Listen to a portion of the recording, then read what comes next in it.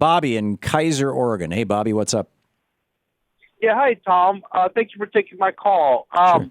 I was wondering, do you believe that John Boehner knows that he's lying and that he's just getting out there lying? Or Yes. does he really believe this stuff? No, he knows that he's lying. He has to know that he's lying. How can he get away with that?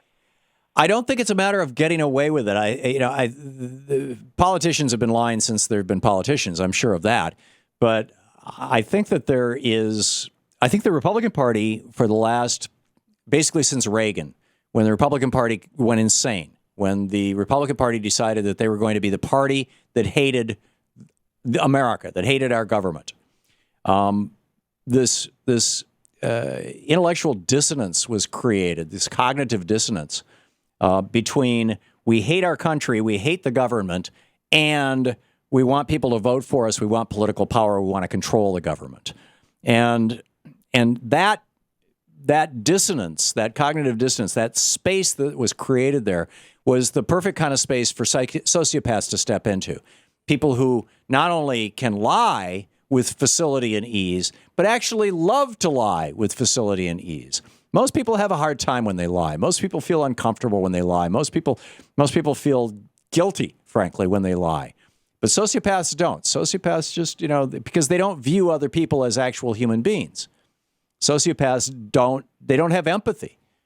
So when you look at the Republican Party and you look at John Boehner and you look at this Republican budget, for example, that's going to cut billions of dollars from programs that are literally keeping poor people alive in this country and that are allowing working people to make it. That's going to cut those programs, and that's going to funnel another $2 trillion to billionaires through tax cuts and things.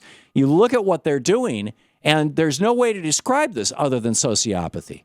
So just like when Reagan changed the compensation rules, the IRS compensation rules for corporate executives, saying that they could be compensated with stock options, suddenly their priorities shifted, and they became concerned about how much money they could make with their stock options rather than what was best for the company, the community, the customers, the workers, which the CEOs pre-Reagan always used to care about and be concerned about.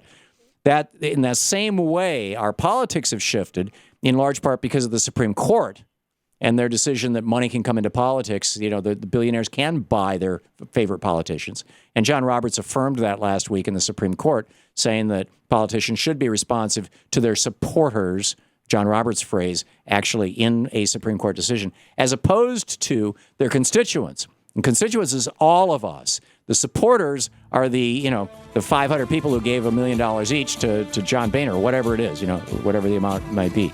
So I think that what we're seeing is sociopathy on parade, and John Boehner's, in my opinion, an example of it. That's why I think he knew that he was lying, and he doesn't care. Bobby, thanks for the call. We'll be back.